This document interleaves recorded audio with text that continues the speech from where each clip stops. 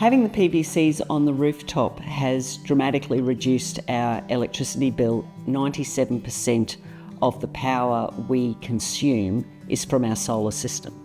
We've ended up with 14 kilowatts of PVCs on the roof, and that's just about right. It's excellent in the summer, and it's just a bit shy of what we could use in the winter.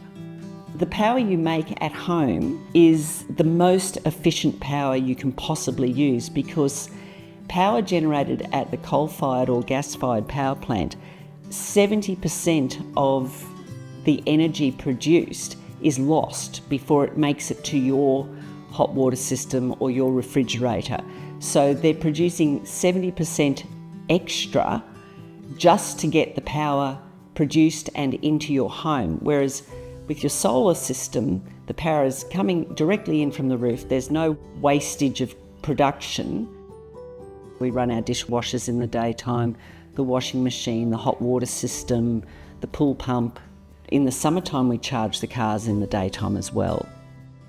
My system is running with a payback period of 8 and a bit years, and that's covering the PVCs on the roof, the battery attached to the house, and the 2 EVs, and our cooking and heating and hot water system are now all electric.